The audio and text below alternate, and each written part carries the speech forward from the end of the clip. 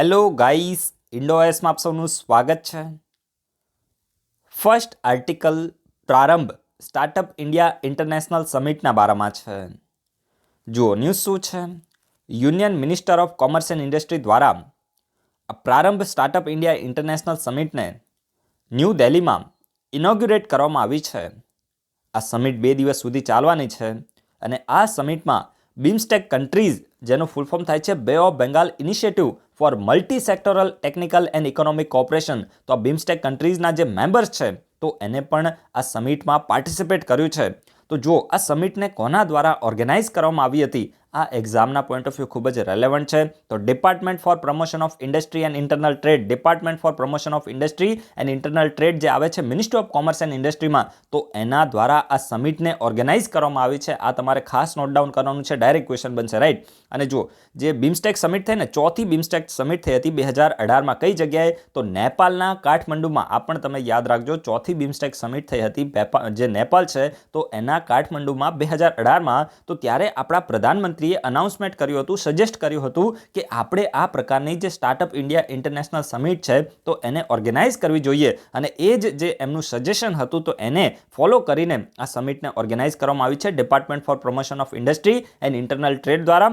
અને આ જે સમિટ છે તો એ ભારતની જે નેબરહુડ ફર્સ્ટ પોલિસી છે તો એને પણ ડેમોન્સ્ટ્રેટ કરે છે. નેબરહુડ ફર્સ્ટ પોલિસી એટલે તમે સમજો ને કે ભાઈ ભારત છે તો એની આસપાસની જે પડોશી દેશો છે તો એને આપણે પહેલી પ્રાયોરિટી ઉપર રાખીએ છીએ, રાઈટ. જેવી રીતે શ્રીલંકા છે, નેપાળ છે, ભૂટાન છે, બાંગ્લાદેશ છે, તો આવા જે દેશો છે, નાની નાની કન્ટ્રીઝ છે, તો એને આપણી પહેલી પ્રાયોરિટી ઉપર રાખવાની આપણી જે ફર્સ્ટ પોલિસી છે, નેબરહુડ ફર્સ્ટ પોલિસી છે, તો એને ડેમોન્સ્ટ્રેટ કરે છે.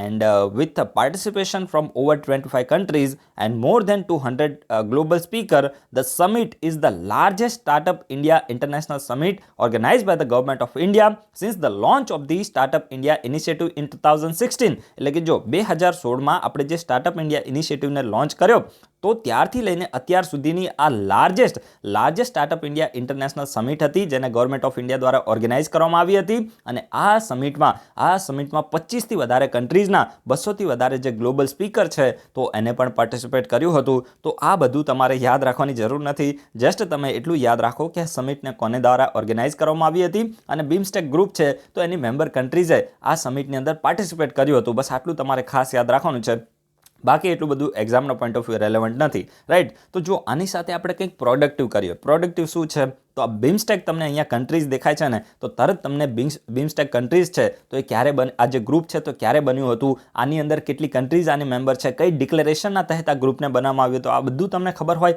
તો આસાનીથી તમે યુપીએસસીની એક્ઝામમાં ક્વેશ્ચન નીકાળી દો. તો આ વિડીયોના કમેન્ટ બોક્સમાં તમે બિમસ્ટેક વિશે ગૂગલમાં સર્ચ કરીને આન્સર આપો કે જે બિમસ્ટેક ગ્રુપ છે તો ક્યારે બન્યું હતું, કઈ કઈ કન્ટ્રીઝ આની મેમ્બર છે, અને એક આની માટે પ્રોપર ડિક્લેરેશન છે તો ડિક્લેરેશનનું નામ શું છે આ તમને ખબર હોવી જોઈએ. તો દરેક લોકો પાર્ટિસિપેટ કરે, બહુ જ મજા આવશે. તમે જેટલું પાર્ટિસિપેટ કરશો ને મને એટલા ક્વેશ્ચન પૂછવાની મજા આવશે અને એકથી તમને ટોપ લેવલના ક્વેશ્ચન મળશે. જેટલું તમે ઉત્સાહ રાખશો એટલો મને ઉત્સાહ આવશે, રાઈટ. કારણ કે આ બધી વસ્તુ હંમેશા કેવું કે બાયલેટરલ કામ થતું હોય, સમજી ગયા. જે ઇન્ટરનેશનલ રિલેશન હોય ને તો એમાં પણ બાયલેટરલ રિલેશન હોય કે ભાઈ તમે સામે કંઈક કરો તો સામેવાળો તમારી માટે કંઈક કરશે, રાઈટ. તો એ રીતે તમારે પણ બાયલેટરલ રિલેશન છે તો એને એકદમ પોઝિટિવ વેમાં આપણે મેન્ટેન કરી શકીએ એ રીતે તમારે થોડું કાર્ય કરવાનું છે. આજે બધા આર્ટિકલ એટલા ટોપ લેવલના છે. આજે એકદમ જે વિડીયો છે ને તો એકદમ સારો એવો વિડીયો બનશે એવું મારું પર્સનલી માનવું છે, કારણ કે બધા આર્ટિકલ ટોપ લેવલના છે અને યુપીએસસીમાં ક્વેશ્ચન બને ને એવા આજે આર્ટિકલ છે બધા જ, રાઈટ. તો જો એના પછી જે નેક્સ્ટ આર્ટિકલ છે તો ઇન્ટરનેશનલ માઇગ્રેશન 2020 હાઇલાઇટ્સ રિપોર્ટના બારામાં છે. આ રિપોર્ટ તો છે ને બધી એક્ઝામ માટે એકદમ બેસ્ટ આર્ટિકલ છે, ઇવન તમને મીન્સમાં પણ કામ આવશે, રાઈટ. ઇન્ડિયન ડાયસ્પોરા વિશે કંઈ પણ લખવાનું આવે, સમજી ગયા. એના સિવાય જે ઇન્ટરનેશનલ માઇગ્રેશન છે એના વિશે કંઈ પણ લખવાનું આવે તો ત્યાં તમે આ રિપોર્ટને કોટ કરી દેજો, તમને હંમેશા એનો ફાયદો રહેવાનો છે, રાઈટ. તો જો ઇન્ટરનેશનલ માઇગ્રેશન 2020 હાઇલાઇટ્સ રિપોર્ટ છે તો કોના દ્વારા રિલીઝ કરવામાં આવે છે? United nation. દરેક લોકો નોટ ડાઉન કરશે, પ્રિલિમમાં પણ ક્વેશ્ચન બનશે, પ્રિલિમમાં અહીંયાથી જ ક્વેશ્ચન બની જશે. ઇન્ટરનેશનલ માઇગ્રેશન 2020 હાઇલાઇટ્સ રિપોર્ટ છે તો યુનાઇટેડ નેશન દ્વારા રિલીઝ કરવામાં આવે છે, રાઈટ. હવે જો આ રિપોર્ટની જે ફાઇન્ડિંગ છે ને આ ખૂબ જ મહત્વની છે, ઇવન તમને મેન્સમાં પણ આ ફાઇન્ડિંગ કામમાં આવવાની છે, રાઈટ. તો according to the report, Indian diaspora is the largest in the world. યાદ રાખો, ઇન્ડિયન ડાયસ્પોરા છે. ડાયસ્પોરા એટલે તમે સમજો ને, ભારતના જે લોકો હોય, ઇન્ડિયન ઓરિજિનના લોકો જે વિશ્વના વિવિધ કન્ટ્રીઝમાં રહેતા હોય, તો એને આપણે શું કહે છે? ઇન્ડિયન ડાયસ્પોરા કહે છે. તો ઇન્ડિયન ડાયસ્પોરા છે તો વિશ્વમાં સૌથી વધારે છે, એટલે કે ભારતના સૌથી વધારે ઇન્ડિયન ઓરિજિન લોકો એ વિશ્વની કન્ટ્રીઝમાં વસવાટ કરે છે. તો આ તમને ખબર પડી ને? તો આ ફેક્ટ તમારે યાદ રાખવાનું છે. અહીંયાથી જ ક્વેશ્ચન બનશે. આ રીતે તમને યુપીએસસીમાં સ્ટેટમેન્ટ આપશે, સમજી ગયા? તો ત્યારે તમે યાદ રાખજો કે ઇન્ડિયન ડાયસ્પોરા છે તો વિશ્વમાં સૌથી વધારે છે, એટલે કે ભારતના સૌથી વધારે લોકો વિશ્વની વિવિધ જે કન્ટ્રીઝ છે તો એમાં વસવાટ કરે છે. અને બીજી સેકન્ડ નંબર ઉપર કન્ટ્રી કઈ છે? તો એ મેક્સિકો છે. આ તમે યાદ રાખજો. સેકન્ડ નંબર ઉપર મેક્સિકો છે, પછી ત્રીજા નંબર ઉપર ચાઇના છે, ચોથા નંબર ઉપર રશિયા છે, અને પાંચમા નંબર ઉપર સિરિયા છે. તો આ યાદ રાખવાનું છે. પહેલા નંબર ઉપર ઇન્ડિયા, પછી મેક્સિકો, ચાઇના, રશિયા અને સિરિયા આવે છે. તો આ તમને ખબર પડી ગઈ હશે. પછી આપણે નેક્સ્ટ જોઈએ. According to the report, Indian diaspora distributed across the number of the major countries such as the UAE. હવે આ તમારે શું યાદ રાખવું છે? ઇન્ડિયન ડાયસ્પોરા છે તો વિશ્વમાં સૌથી વધારે છે, પણ સૌથી વધારે ઇન્ડિયન લોકો કયા દેશમાં વસે છે? આ તમને જો ટુ બી મોર પ્રિસાઇઝ આપણે વાત કરીએ તો UAE, યુનાઇટેડ આરબ એમિરાત. આ તમારે યાદ રાખવું છે. યુએઈમાં સૌથી વધારે ઇન્ડિયન ડાયસ્પોરા છે, અને એના પછી સેકન્ડ નંબર ઉપર સાઉદી અરેબિયા આવે છે, અને ત્રીજા નંબર ઉપર આવે છે યુએસ. સમજી ગયા? જનરલી લોકો યુએસ જોઈને પહેલા ટીક મારી દે, પણ યુએસએ આવતું નથી. સૌથી પહેલું આવે છે તો યુએઈ આવે છે, સેકન્ડ નંબર ઉપર સાઉદી અરેબિયા, અને થર્ડ નંબર ઉપર યુએસ આવે છે. આ તમે પોપ્યુલેશન યાદ રાખ્યું હોય તો એ પણ તમે કરી શકો છો કે 3.5 મિલિયન છે. આ તમને મેઇન્સમાં કામમાં આવશે. આવી રીતે થોડું વધારે તમે ફેક્ટ અંદર એડ કરી દો તો કંઈ વાંધો નથી. યાદ હોય તો કરવાનું, અને ના યાદ રહે તો કંઈ એવું જરૂરી પણ નથી, રાઈટ? સેકન્ડ નંબર ઉપર સાઉદી અરેબિયા 2.5 મિલિયન, અને યુએસએમાં 2.7 મિલિયન જેવું છે.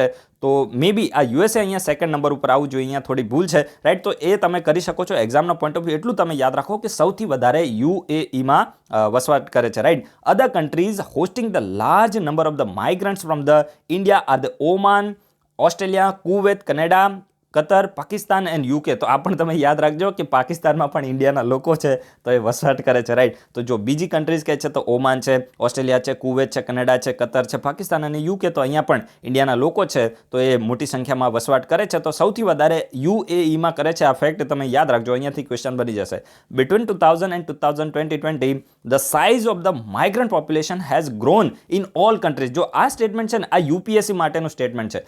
આવું સ્ટેટમેન્ટ યુપીએસસી તમને આપી શકે. આવું સ્ટેટમેન્ટ કઈ રીતે આપે કે ભાઈ તમને છે ને આ રીતે જે ઉપર રિપોર્ટ છે તો એમને એ તમને લખે કે as per the international migrant 2020 highlight report by the United Nation. પછી તમને નીચે 2-3 સ્ટેટમેન્ટ આપે, પછી બોલે કે આમાંથી કયું સ્ટેટમેન્ટ કરેક્ટ છે. હવે આમાં તમને શું બોલે કે જ્યારે આમાં શું એક્સ્ટ્રીમ, જ્યારે યુપીએસસીમાં જ્યારે શબ્દો થતા હોય તો લોકો શું બોલે કે જ્યારે તમને એક્સ્ટ્રીમ દેખાય ને તો એ રોંગ હોય. બધી કેસમાં એવું ના હોય, સમજી ગયા? પોલિટીમાં બધું એવું ના હોય. ક્યારેક ઓનલી લખેલું હોય ને તો એ સાચું પણ હોય. તો ત્યારે તમારે થોડું પ્રેક્ટિકલી આ બધી વસ્તુ પ્રેક્ટિસથી તમે શીખો, રાઈટ? એમ પછી ઓલ જોઈને બોલે કે ઓલ કન્ટ્રીઝ હોય જ ના શકે ને ઓનલી એટલે ખોટું જ હોય, એવું ના હોય. હંમેશા સિચ્યુએશન જોઈ, ક્વેશ્ચન જોઈને પછી એ ક્વેશ્ચનને ટેકલ કરવાનો હોય. તો અહીંયા તમે જુઓ કે 2000 થી લઈને 2020 સુધી તમે જોશો તો વિશ્વની તમામ કન્ટ્રીઝની અંદર જે માઇગ્રન્ટ પોપ્યુલેશન છે તો એ ગ્રો કરી છે. તો આ બહુ જ ઇમ્પોર્ટન્ટ ફેક્ટ છે. અહીંયાથી ક્વેશ્ચન બની શકે છે, right? So between 2000 and 2020 the size of the migrant population has grown in all countries.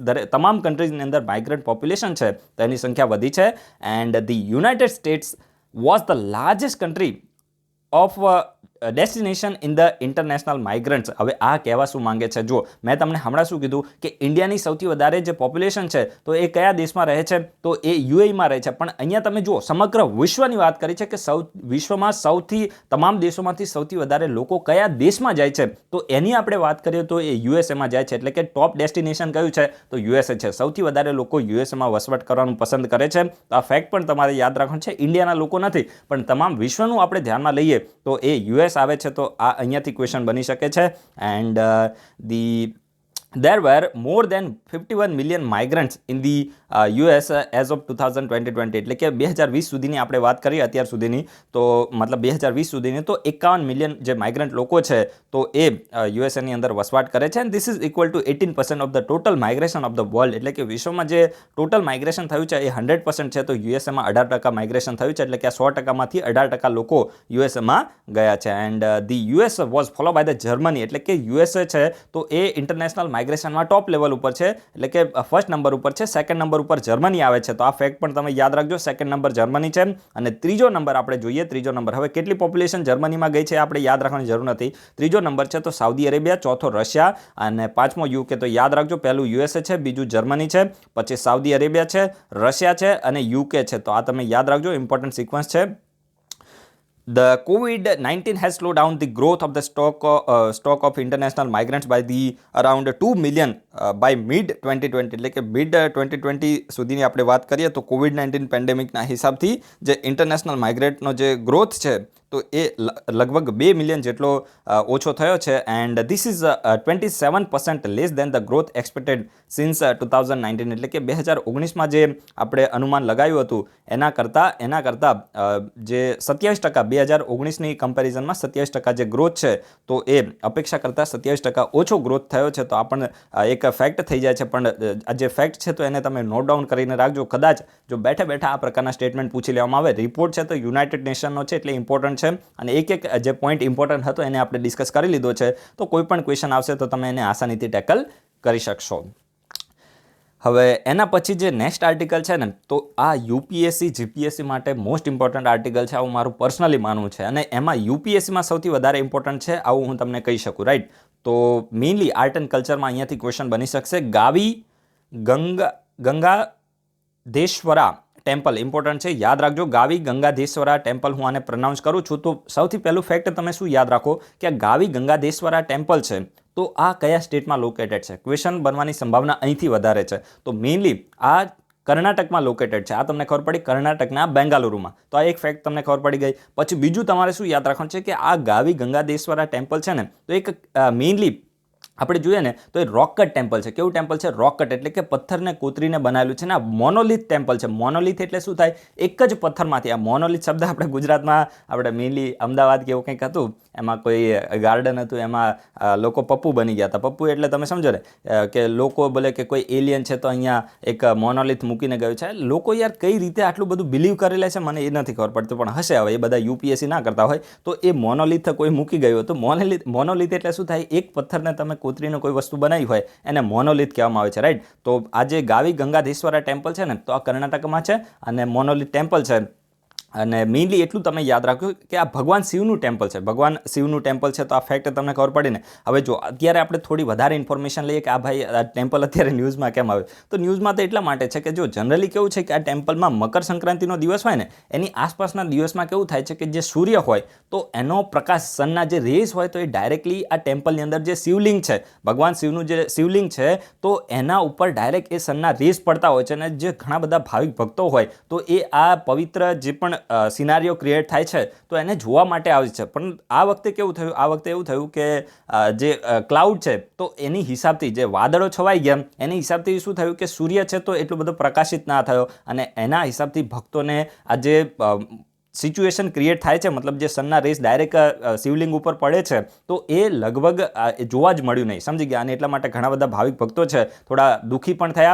અને પહેલી વખત 50 વર્ષમાં પહેલી વખત આવું થયું છે. તો જો આ બધી હું વાર્તા કરું છું ને આ બધું કંઈ ઇમ્પોર્ટન્ટ નથી, પણ આ તો જસ્ટ ખાલી માહોલ બનાવું છું. અહીંયાથી ક્વેશ્ચન ના બને, રાઈટ. આ તો ટાઈમ પાસ ખાલી થાય છે. ક્વેશ્ચન અહીંયાથી બનશે. હવે ક્વેશ્ચન બનશે ભાઈ. આ તો જસ્ટ ખાલી માહોલ બનાવ્યો તો. આ જે ગાવી ગંગાધેશ્વરા ટેમ્પલ છે ને હવે ક્વેશ્ચન બનશે કે આ ટેમ્પલ છે તો એક પ્રકારે જો આનું બીજું નામ શું છે તો ગાવીપુરમ કેવ ટેમ્પલ પણ કહેવામાં આવે છે. અને ગાવીપુરમ કેવ ટેમ્પલ પણ કહેવાય છે. તો બંને પણ તમે યાદ રાખજો.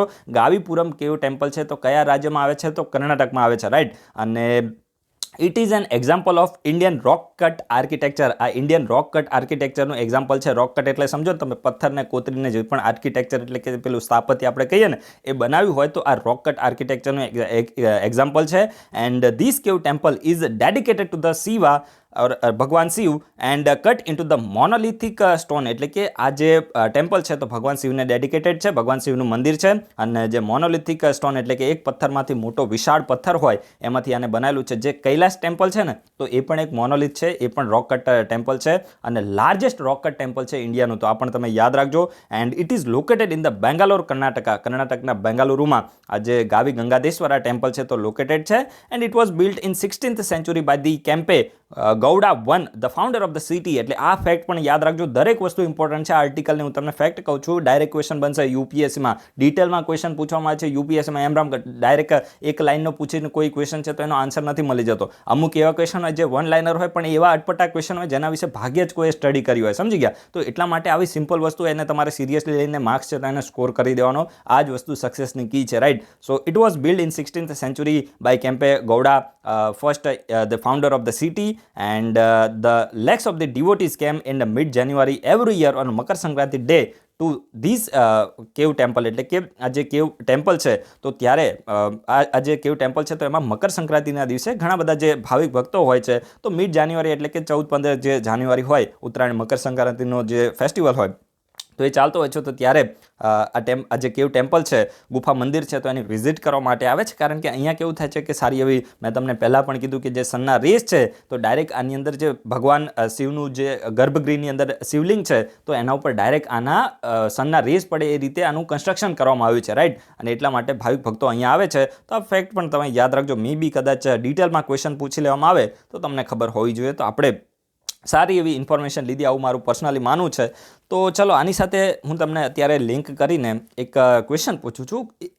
મેં હમણાં તમને કૈલાસ ટેમ્પલ વિશે ઇન્ફોર્મેશન આપીને તો ચલો એના જ વિશે આપણે રિવિઝન કરવું છે. કંઈક હાથમાં આવવું જોઈએ, રાઈટ? અને આ વસ્તુ ઇમ્પોર્ટન્ટ છે ભાઈ. કૈલાસ ટેમ્પલ છે તો તમે જુઓ આર્ટ એન્ડ કલ્ચરમાં તમે જે લક્ષ્મીકાંત કેમ યાદ આવે છે, પેલી નીતિન સિંઘાનિયાની બુક છે ને એમાં તમે બધાએ સ્ટડી કરી હશે. આજે હું તમને છે ને આ જે લક્ષ્મીકાંત બોલાય, નીતિન સિંઘાનિયા જે બુક છે તો એમાં હું તમને કૈલાસ ટેમ્પલ છે તો એના વિશે હું તમને ક્વેશ્ચન પૂછું. પછી અજંતા અને ઇલોરાની કેવ છે તો એના વિશે પણ તમને ક્વેશ્ચન પૂછું. એટલે આજે તમારું સારું એવું રિવિઝન થવાનું છે. ને આ બધા છે ને ઓલ ટાઈમ આમાંથી ક્વેશ્ચન બને તે આ એવા ટોપિક છે, રાઈટ? તો ચલો અત્યારે તમે શું કરો, આ જે કૈલાસ ટેમ્પલ છે એના વિશે ઇન્ફોર્મેશન આપો કે આ કૈલાસ ટેમ્પલ છે તો કયા સ્ટેટની અંદર લોકેટેડ છે. પછી આ ટેમ્પલને કોના દ્વારા બનાવવામાં આવ્યું હતું, કયા ટાઈમમાં બનાવવામાં આવ્યું હતું. પછી આ વર્લ્ડ હેરિટેજ સાઇટ છે કે નહીં છે તો ક્યારે આનું ટેગ મળ્યું હતું. જે પણ સારા એવા પોઈન્ટ તમને મળે ગૂગલમાંથી એ ડાયરેક્ટ વિડીયોના કમેન્ટ બોક્સમાં કોપી કરીને પેસ્ટ કરો.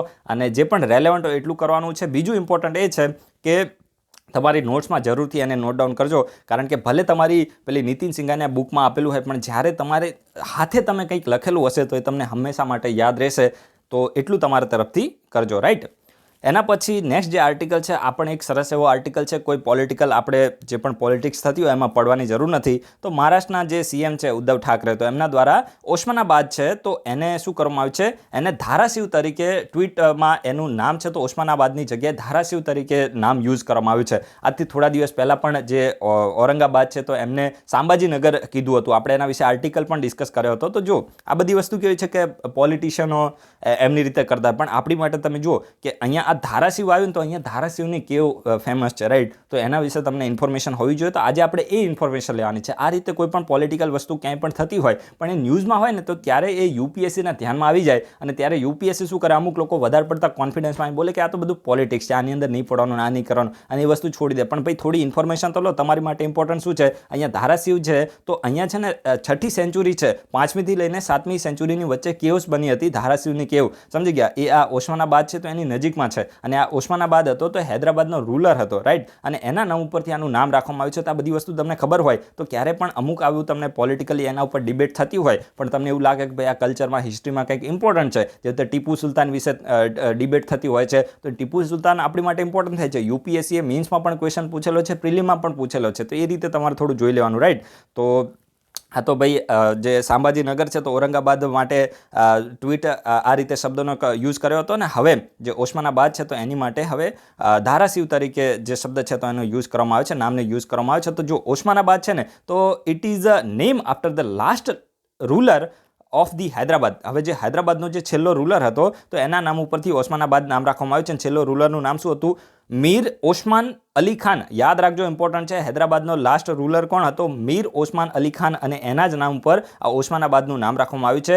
While Dharashiv is derive from the name of the 6th century caves near the city. અને આ જે ઓસ્માનાબાદ સિટી છે મહારાષ્ટ્રની અંદર તો એની નજીકમાં લગભગ 7 થી 8 કિલોમીટરના ડિસ્ટન્સ ઉપર શું આવેલું છે તો એ ધારાશિવ મેઇનલી કેવ આવેલી છે, રાઈટ? 6 થી લઈને 8 જેવી કંઈક અહીંયા કેવ છે. તો એના નામ ઉપર જે સિટી છે તેનું જે નામ છે તો એને ઉદ્ધવ ઠાકરે દ્વારા યુઝ કરવામાં આવ્યું છે. And Dharashiv caves are nexus of 7 caves located 8 kilometre away from the Osmanabad city in the Balaghat mountain. આ પણ ઇમ્પોર્ટન્ટ છે. બાલઘાટ માઉન્ટેન ક્યાં આવેલા છે? આ જીઓગ્રાફીમાં ક્વેશ્ચન બને. બાલઘાટ માઉન્ટેન છે તો એ મહારાષ્ટ્રમાં આવેલા છે, અને આ બાલઘાટ માઉન્ટેન છે તો એમાં જ આ જે 7 કેવ છે, 7 કેવ તો એ લોકેટેડ છે. ધારાસિવ કેવ લોકેટેડ છે, અને મેઇનલી આ ઓસ્માનાબાદથી 8 કિલોમીટર દૂર છે. બહુ જ ઇમ્પોર્ટન્ટ બધા ફેક્ટ છે, યાદ રાખજો. ડાયરેક્ટ ક્વેશ્ચન બનશે. Dharashiv caves have been declare as a protected area by the government of Maharashtra. એટલે કે જે મહારાષ્ટ્રની સરકાર છે તો એના દ્વારા ધારાસિવનો એરિયા છે તો એને પ્રોટેક્ટેડ એરિયા તરીકે ઘોષિત કરવામાં આવે છે. And Dharashiv caves are believe to be the built around 5th and 7th century. એટલે કે 5થી લઈને 7મી જે સદી છે તો એની મધ્યમાં, એટલે કે આપણે રાખીએ કે ભાઈ આપણે વ્યાજબી રાખી દઈએ કે 6ઠી સેન્ચુરી છે તો ત્યારે આ મેઇનલી જે ધારાસિવની કેવ્સ છે તો એ બની હોય એવું માનવામાં આવે છે. And there have been debates over the caves weather they are Buddhist or Jain creation. એટલે કે અત્યારે છે ને મતલબ આ જે ધારાસિવ કેવ છે તો એના ઉપર ડિબેટ ચાલે છે. ડિબેટ કેવી છે કે ભાઈ આ બુદ્ધિસ્ટ કેવ છે કે જૈન કેવ છે કે કેવી કેવ છે, રાઈટ? તો એના ઉપર ડિબેટ ચાલે છે. જેમ તમે જુઓ કે અજંતાની કેવ છે ને તો એના ઉપર એ ક્લિયર છે કે ભાઈ અજંતાની કેવ એ તમામ કેવ્સ છે તો એ કેવી છે તો એ બુદ્ધિસ્ટ કેવ છે, રાઈટ? અને એમાં ચેતી અને વિહાર છે એના વિશે હું તમને ક્વેશ્ચન પૂછી લઈશ, રાઈટ? તો જો અજંતાની કેવ જેવી રીતે બધાને ખબર છે કે આ બુદ્ધિસ્ટ છે અને એમાં ચેતી અને વિહાર છે, પણ અહીંયા કેવું છે કે થોડી ડિબેટ ચાલે કે આમાં આ જે કેવ છે તો આને કોને બનાવી છે? બુદ્ધિસ્ટે બનાવી છે કે જૈને? પછી એવું કહેવાય ને કે એક બેલેન્સ સ્ટાન્સ લેવામાં આવ્યું કે ભાઈ આ જે કેવ છે તો એને બુદ્ધિસ્ટ લોકોએ બનાવી હતી ઓરિજિનલી, પરંતુ ધીરે ધીરે જે કેવ છે તો જૈન કેવની અંદર કન્વર્ટ થઈ ગઈ છે. તો આ ફેક્ટ બધા જ ઇમ્પોર્ટન્ટ છે. હવે માની લો કે તમને અહીંયા બાટલીમાં ઉતારવા હોય તો તમને આ પ્રકારનું બોલે કે જે ધારાસિવની કેવ છે તો તમામ કેવ બુદ્ધિસ્ટ કેવ છે, રાઈટ? તો આ બધી વસ્તુ આપણને હજુ ક્લિયર જ નથી, તો ત્યારે તમે એનો આન્સર આપી ના શકો. અને યુપીએસસી આવું જો સ્ટેટમેન્ટ આપે તો ત્યારે તમારે એને રોંગ કન્સિડર કરવાનું, કારણ કે હજુ એના ઉપર કોઈ જે પરફેક્ટ આન્સર છે તો હજુ કંઈ મળ્યો નથી કે ભાઈ આ જે કેવ છે તો બુદ્ધિસ્ટ કેવ છે કે જૈન કેવ છે, રાઈટ? ડિબેટ ચાલુ છે. તો એટલું તમે યાદ રાખજો કે ઓરિજિનલી બુદ્ધિસ્ટ હતી. હવે માની લો કે આ સ્ટેટમેન્ટ આપી દે ને તો ત્યારે તમારે એને કરેક્ટ ટીક મારી દેવાનું કે ઓરિજિનલી બુદ્ધિસ્ટ હતી, પરંતુ જે લેટર પાછળથી એ જૈન કેવ્સની અંદર કન્વર્ટ થઈ ગઈ છે. તો આ ફેક્ટ તમે યાદ રાખજો, ઇમ્પોર્ટન્ટ છે, રાઈટ?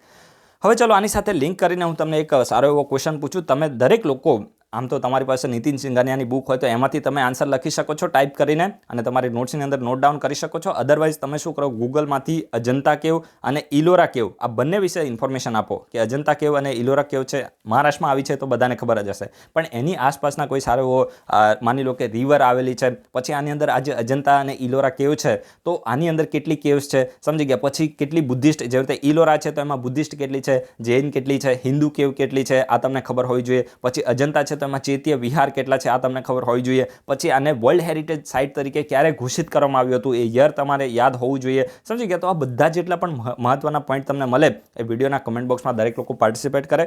જેટલું પાર્ટિસિપેટ કરશો એટલું મજા આવશે. અને બીજું ઇમ્પોર્ટન્ટ વસ્તુ એ છે કે જો લગભગ મારા ખ્યાલથી મેં 15 તારીખે એ રીતે મેં કોઈ શબ્દ યુઝ કર્યો હતો. હવે એમાં ગઈકાલે કોઈ હશે યાર ડોબા જેવો કોઈ માણસ હશે તો એને બોલે કે તમે દ્વિઅર્થી શબ્દોનો યુઝ કરો છો. હવે જો ભાઈ હું એક વસ્તુ તમને કહું, એ ભાઈને મારે કહેવાનું કે ભાઈ તે જેટલી અત્યાર સુધી ચોપડીઓ વાંચી હશે ને એનાથી વધારે મારી નોટ્સ છે, રાઈટ? તો એટલા માટે ક્યારે કયો શબ્દ યુઝ કરો ને એ શબ્દ મેં યુઝ કર્યો હતો ને એ પોઝિટિવ શબ્દ હતો, જસ્ટ ખાલી મજાક કરવા માટે હતો. એ જ્યારે પેલા કોઈ ડ્રિંક કરતા હોય ને એ લોકો આ પ્રકારના શબ્દો યુઝ કરતા હોય છે. એ શબ્દ હું અત્યારે ફરીથી યુઝ નહીં કરું કારણ કે એની માનસિકતા એવી હોય તો એમાં આપણે કંઈ કરી ના શકીએ. મેં જસ્ટ ખાલી શું કીધું હતું કે ભાઈ આ કોઈ ડ્રિંક કરતા હોય તો ત્યારે આવો શબ્દ યુઝ કરે તો એ તમે ના સમજતા, સમજી ગયા? મેં એ કન્ટેક્સમાં કીધું હતું કારણ કે એ નેગેટિવ લેવાવાળો તો એ શું લે મને કંઈ ફરક ના પડે, રાઈટ? તો તમારે જ્યારે પણ આવું હું કોઈ શબ્દ મજાક કે એ બધું કરતું હોય તો બહુ સિરિયસલી નહીં લેવાનું અને જસ્ટ ખાલી હસવાનું, ફન કરવાનું. પછી યાર તમે એકદમ બોરિંગ થઈને સ્ટડી કરશો, સમજી ગયા? હું ક્યારેક મોદીની પેલી આપણે મિમિક્રી કરતા હોય જસ્ટ ખાલી મજાક માટે હોય છે. આપણે ભાઈ એ બધું વસ્તુ કરવું હોય તો ભાઈ હું પોલિટિક્સમાં ચાલુ એવો છું, રાઈટ? તો એ વસ્તુ હું કરવા અહીંયા નથી આવતો. તો મહેરબાની કરીને આવા મને એમ થાય કે સાલું આ વોટ્સઅપ ગ્રુપ છે ને એને બંધ જ કરી નાખો. કેટલા નમૂના છે ને આ રીતે મળી જાય છે અને આપણું મગજ ખરાબ કરે, રાઈટ? હું પછી સીધા બ્લોક કરું ને પછી એમનો અંદરથી એવું થાય કે ઈગો એમનો હર્ટ થઈ જાય એટલે પછી હું થોડું એક્શન લેતો નથી. તો આવી વસ્તુને અવોઇડ કરો તો વધારે સારું છે. અહીંયા જે પણ શબ્દો યુઝ કરું મને પહેલાં 3 વખત મને ખબર હોય કે મારે શું બોલવાનું છે, રાઈટ? કારણ કે એટલી તો આપણામાં મેચ્યોરિટી હોય. તો એ જસ્ટ ખાલી મેં તમને જે પેલું ડ્રિંક કરતા હોય એના કન્ટેક્સમાં એ શબ્દ યુઝ કર્યો હતો, રાઈટ? તો એ રીતે તમારે થોડું પોઝિટિવ લેવાનું છે અને પછી એવું લાગતું હોય તો વિડીયો જોવાનું બંધ કરી દેવાનું, મને કંઈ ફરક પડતો નથી, રાઈટ? તો આટલું તમે થોડું ધ્યાન રાખજો ને મેસેજ કરો ને બહુ વિચારીને મેસેજ કરો. મને છે ને આ બધી વસ્તુથી હું વધારે પડતું વોટ્સઅપમાં એક્ટિવ નથી, રાઈટ. તો મેસેજ બહુ વિચારી ધ્યાનથી તમે મેસેજ કરો, અને કોઈ વસ્તુ સલાહ સૂચન દેવાનું અવોઇડ કરો તો ત્યાં વધારે સારું છે. કારણ કે હવે મેં એને કીધું ને કે ભાઈ તે અત્યાર સુધી જેટલા પત્તા વાંચ્યા હોય ને એનાથી વધારે મારી નોટ્સ છે, રાઈટ, બુકોની. તો એટલું વસ્તુ થોડું ધ્યાન રાખીને હવે બીજી વખત કરજો તો વધારે સારું છે. એના પછી જે નેક્સ્ટ આર્ટિકલ છે તો જલ્લીકટ્ટુના બારામાં છે. હવે જો આ જે જલ્લીકટ્ટુ છે ને તો તમિલનાડુનું એક સ્પોર્ટ છે, રાઈટ. અને આ એક આને કલ્ચર, આમનું એક સારું એવું કલ્ચર તરીકે પણ આને આ લોકો માને છે. અને મેઇનલી આમાં કરવામાં શું આવે કે બુલ એટલે તમે સમજો જે આંખલો, જેને આપણે દેશી ભાષામાં કહીએ આંખલો, રાઈટ. તો એને આમાં કંટ્રોલ કરવાનો હોય, બસ આટલું જ કરવાનું છે. એક પ્રકારે કોમ્પિટિટિવ સ્પોર્ટ છે. અને જે મકર સંક્રાંતિ હોય તો એની આસપાસ આ જે ફેસ્ટિવલ છે, તો મતલબ જે જલ્લીકટ્ટુ ઇવેન્ટ છે તો એને ઓર્ગેનાઇઝ કરવામાં આવે છે. અને અત્યારે પણ આ જલ્લીકટ્ટુ ઇવેન્ટ છે તો ઓર્ગેનાઇઝ થઈ હતી, અને ઘણા બધા પોલિટિશિયને ત્યાં વિઝિટ કરી છે. તો આપણે એનાથી કોઈ લેવા દેવા નથી. તો જો જલ્લીકટ્ટુ છે ને તો 2000 વર્ષ જૂની એક કોમ્પિટિટિવ સ્પોર્ટ છે. આટલું તમે યાદ રાખજો. તમિલનાડુની આ કોમ્પિટિટિવ સ્પોર્ટ છે. અને આ સ્પોર્ટની અંદર કરવામાં શું આવે છે, એક આ વાયલન્ટ સ્પોર્ટ છે, એટલે કે આ હિંસક રમત આને માનવામાં આવે છે. કારણ કે તમે જોયું હશે કે જે પેલા બુલ હોય ને, બુલ, હવે એને શું કરવાનું, એને છોડી દેવામાં આવે, પછી એને કંટ્રોલ કરવાનું હોય. હવે કઈ રીતે કંટ્રોલ કરે આપણે શીખવાની જરૂર નથી. પછી જો એ કોમ્પિટિટર જે પણ માની લો કે કોઈ કન્ટેસ્ટન્ટ હોય જે પાર્ટિસિપેટ જેને કર્યું હોય, તો એ આંખલાને સારી રીતે કંટ્રોલ કરી નાખે તો એ વ્યક્તિ વિજેતા થઈ જાય, પછી એને ઇનામ મળે. ને જો એને કંટ્રોલ ના કરી શકે તો પછી તમે સમજો કે જે પણ એ બુલનો ઓનર હોય, એટલે કે જે આંખલાનો વિજેતા હોય, મતલબ જે આંખલાનો માલિક હોય, તો એને પછી ઇનામ મળે છે, રાઈટ. તો આ તમે આટલું યાદ રાખજો કે જે પણ માની લો કે જે પાર્ટિસિપેટ લીધું હોય તો એને કંટ્રોલ કરી નાખે તો એ વ્યક્તિ જીતી જાય. જો કંટ્રોલ ના કરી શકે તો એ આંખલાનો જે માલિક હોય તો એને પછી ઇનામ મળે છે. તો આવી એક રમત છે અને કોમ્પિટિટિવ સ્પોર્ટ છે તમિલનાડુની, અને થોડી હિંસક પણ છે. કારણ કે હવે તમે જોયું હશે કે ભાઈ એ તો આંખલો તો એક યાર પ્રાણી જેવું થાય, એનામાં એટલી બધી બુદ્ધિ ના હોય, તો ક્યારેક જે વ્યક્તિઓ છે તો એને હિંસા પણ એને ક્યારેક શરીર ઉપર ઈજા પણ થતી હોય છે. If the contestant fail the bull owner wins the prize, એટલે કે જો કન્ટેસ્ટન્ટ જે બુલ છે તો એને કંટ્રોલ ના કરી શકે તો ત્યારે જે ઓનર હોય, બુલનો ઓનર હોય, તો એને પ્રાઇઝ મળે છે. હવે ઇસ્યુ શું છે, આ ઇમ્પોર્ટન્ટ છે. ઇસ્યુ શું છે, ઇવન તમને ઇન્ટરવ્યુમાં પણ પૂછવામાં આવે, હું પણ તમને આજે એક ક્વેશ્ચન પૂછી લઈશ. હવે જો આની સાથે કેટલાક ઇસ્યુ છે. ઇસ્યુ કેવા છે? In 2011 the central government added the bulls to the list of animals whose training and exhibition were prohibited. હવે જો 2011માં સેન્ટ્રલ ગવર્મેન્ટ છે તેમને શું કર્યું, એક એનિમલનું એક લિસ્ટ જારી કર્યું, અને એ લિસ્ટની અંદર જે બુલ છે તો એને એડ કરી દીધું, રાઈટ. અને એના હિસાબથી શું થયું કે જે આ બુલ છે તો એની ટ્રેનિંગ કે એક્ઝિબિશન છે તો એના ઉપર પ્રોહિબિશન, એટલે કે એ પછી તમે કરી ના શકો. સમજી ગયા કે બુલ છે તો એને તમે ટ્રેનિંગ પણ ના કરી શકો, અને એને પણ તમે ટ્રેનિંગ પણ ના આપી શકો, અને એનું એક્ઝિબિશન પણ ના કરી શકો. જેમ જાદુગરને આ બધું હોય ને, તો એક્ઝિબિશન પણ તમે ના કરી શકો. Letter in 2014 the supreme court બેન ધ જલ્લીકટ્ટુ સ્પોર્ટ, એટલે કે 2014માં સુપ્રીમ કોર્ટે શું કર્યું, જે જલ્લીકટ્ટુ સ્પોર્ટ હતું તેને બેન કરી દીધું, એટલે કે ભાઈ એના ઉપર પ્રતિબંધ લગાવી દીધો. પણ સામે the state government of Tamil Nadu has legalise જલ્લીકટ્ટુ event. પરંતુ જે તમિલનાડુની સરકાર હતી તો એને શું કીધું, ભાઈ આ તો અમારું કલ્ચર છે અને એટલા માટે અમે આ જલ્લીકટ્ટુ ઇવેન્ટ છે તો એને લીગલાઇઝ કરીએ છીએ. 2000 વર્ષ જૂની અમારી રમત છે, right. In 2018 the supreme court referred the case of jallikattu to constitutional bench. અને 2018માં સુપ્રીમ કોર્ટે શું કર્યું, આ જલ્લીકટ્ટુ જે ઇવેન્ટ હતી તો એની માટેનો કેસ હતો તેને કોન્સ્ટિટ્યુશનલ બેન્ચમાં આપી દીધો, અને હજુ એમાં જે કેસ છે તો પેન્ડિંગ પડ્યો છે. તો આપણું સુપ્રીમ કોર્ટનું કામ છે. હવે આમાં કન્સર્ન કેટલા છે, તો કન્સર્ન તો ઘણા બધા છે કે ભાઈ સુપ્રીમ કોર્ટ આ રીતે બેન લગાવે છે તો article 29 of the Indian constitution, તો એ ઇન્ડિયન કોન્સ્ટિટ્યુશન શું કહે છે કે ભાઈ લોકો છે તો એને પોતાનું કલ્ચર છે, પછી એની સ્ક્રિપ્ટ છે, એની ભાષા છે, તો એને પ્રિઝર્વ કરવાનો રાઇટ છે. અને સુપ્રીમ કોર્ટ શા માટે આ રીતે આમાં દખલ અંદાજી કરી રહી છે, આવું લોકોનું કહેવું છે, રાઈટ. અને બીજા સ્ટેટમાં આપણે જોઈએ કે બીજા સ્ટેટમાં જલ્લીકટ્ટુ જેવી કેવી ઇવેન્ટ છે, તો કંબાલા. આ કંબાલા છે તો એ પણ ઇમ્પોર્ટન્ટ છે, યાદ રાખજો. કંબાલા જલ્લીકટ્ટુ જેવી જ ઇવેન્ટ છે, એ કર્ણાટકમાં થાય છે. કંબાલા ક્યાંનું છે? કર્ણાટકનું. આ ઇમ્પોર્ટન્ટ છે, નોટ ડાઉન કરજો. And the Karnataka government to pass the law to save the sport. અને કર્ણાટકા સરકારે પણ આ માટે લો પસાર કર્યો કે ભાઈ આ અમારું રમત છે અને અમારે એને પ્રિઝર્વ કરવાનું છે, અમારું કલ્ચર છે એને પ્રિઝર્વ કરવાનું છે, તમે આની અંદર દખલ અંદાજી ના કરો. હવે જો જે તમિલનાડુ અને કર્ણાટક છે આ બંનેને બાદ કરતા બાકીના જે પંજાબ છે, આંધ્રપ્રદેશ છે અને મહારાષ્ટ્ર છે, તો એને આ પ્રકારના જે સ્પોર્ટ છે તો એને બેન કરી દીધા છે, પ્રતિબંધિત કરી દીધા છે, રાઈટ. તો ચાલો હું તમને ક્વેશ્ચન પૂછું છું કે માની લો કે તમે કોઈ જિલ્લાના ડીએમ છો, અથવા તો તમે એસડીએમ છો, અથવા તો તમે કોઈ બ્યુરોક્રેટિક પોસ્ટ ઉપર બેઠા છો, અને ત્યાં આ પ્રકારની કોઈ પણ કલ્ચરલ ઇવેન્ટ થાય છે જેમાં કોઈ વ્યક્તિઓ છે તો એને હિંસા થઈ રહી છે, અથવા તો એ વ્યક્તિઓ છે તો એના શરીર ઉપર કોઈ પણ પ્રકારની ઈજા કે નુકસાન થઈ રહ્યું છે, તો તમે શું ત્યારે આ પ્રકારના કોઈ સ્ટેપ લેશો કે ભાઈ આ જે રમત છે તો એને આપણે બેન કરી દેવી જોઈએ કે ના કરવી જોઈએ? ત્યારે તમે શું કરશો એનો તમારો જે વ્યૂ છે તો એને આ વિડીયોના કમેન્ટ બોક્સમાં પ્રેઝન્ટ કરો. કારણ કે જ્યારે તમે ઇન્ટરવ્યૂમાં જશો તો ત્યાં તમને આ પ્રકારની સિચ્યુએશન સિચ્યુએશન આપવામાં આવશે તો ત્યારે તમારે એક સ્ટાન્સ લેવાનું હોય છે. તો તમે વિડીયોના કમેન્ટ બોક્સમાં આન્સર આપો કે તમે આના ઉપર શું એક્શન લેશો, શું તમે એને બેન કરી દેશો કે શું તમે એને ચાલવા દેશો અને કેવા પ્રકારના સ્ટેપ તમે લેશો, આવું આ વિડીયોના કમેન્ટ બોક્સમાં લખો. એના પછી આજનો લાસ્ટ આર્ટિકલ છે, 2 મિનિટમાં પતી જશે. જે પ્રધાનમંત્રી છે તો એ 17મી જાન્યુઆરીએ કેવડિયા જે આપણું સ્ટેચ્યુ ઓફ યુનિટી છે, નર્મદા જે છે તો ત્યાં સ્ટેચ્યુ ઓફ યુનિટી છે તો એને કનેક્ટ કરવા માટે 8 જેટલા ડિફરન્ટ રીજનથી જે ટ્રેન છે તો એને ફ્લેગ ઓફ કરવાના છે, એટલે કે લીલી ઝંડી બતાવવાના છે. તો આટલું તમે યાદ રાખજો. This train will facilitate seamless connectivity to the statue of unity located on the Narmada river in the Kevadia Gujarat. એટલે કે કેવડિયા ગુજરાતમાં જે નર્મદા રિવર છે તો ત્યાં જે સ્ટેચ્યુ ઓફ યુનિટી છે તો એની સાથે કનેક્ટ કરવા માટે છે. તો એટલું તમે યાદ રાખજો. હવે ઇમ્પોર્ટન્ટ ફેક્ટ મારે તમને આ કહેવું હતું, આટલા માટે ક્વેશ્ચન છે તો એને સિલેક્ટ કર્યો છે.